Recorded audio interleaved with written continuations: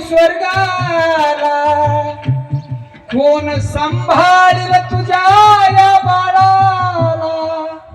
9 महिने 9 दिवसाची वारी तू केली संकट येता तुझला पदराला बांधून नेली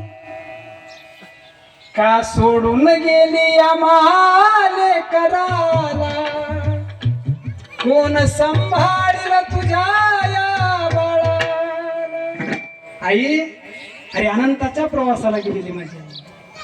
किती पैसे दिल्यावर परत भेटणार आहे दादांना किती पैसे दिल्यावर भेटणार नाही दादा गेली दुरी दिगंतरा पुन्हा येणे नाही घरी विजला हो नंदा दीप कसा जाऊ मी मंदिरी लढे की माझी आई होती माझी ती कैवारी बोळी रखुमाई गेली झाली उदास पंढरी श्रद्धांजली वाहता थर थरे माझी काया राहू दे रे माझी आई मोक्षपदी देवराया मोक्षपदी देवराया म्हणून दादा गड्या दोन्ही पोरांना माझी विनंती गड्या तुम्हाला अधिकार म्हणून सांगत नाही शरद दादा आहे संतोष भाऊ आहे आई तर गेली गाड्या पण देवासारख्या असणाऱ्या आबाची सेवा करा गाड्या पांडुरंग परमात्मा तुम्हाला कमीच पडून देणार नाही पांडुरंग परमात्मा तुम्हाला कमीच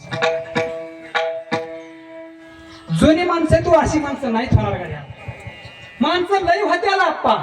माणसं लय होत्याल पण अशी माणसं होणार नाही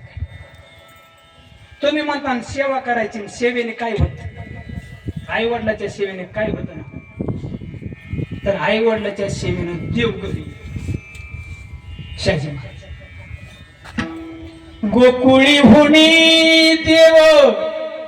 पंढरपुरा पतला त्वरित पावदा विनोनादी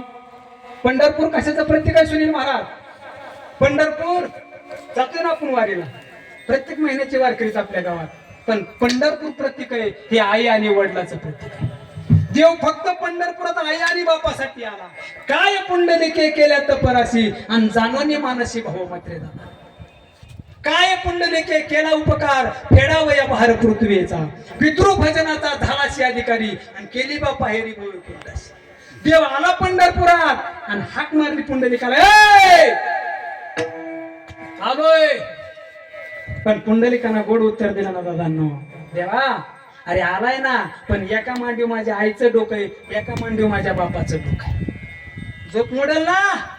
मग करू काय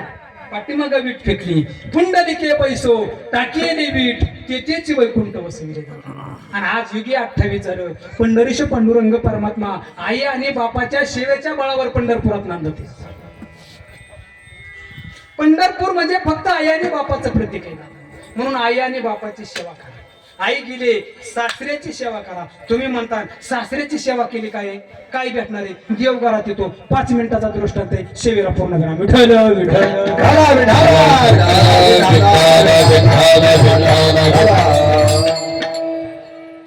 आईची सेवा केल्या तर देव येतोच दादा पण सासऱ्याची सेवा केली ना सोनांनी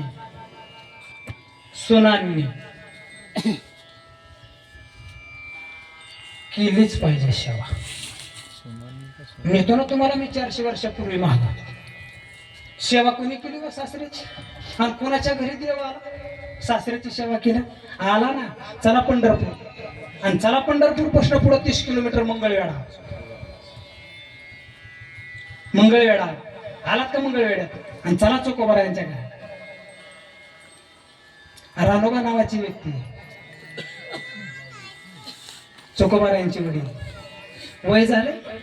85-90 कडे सूर्य कळलेला आहे चोकोबारायांचं भजन रोज चालू,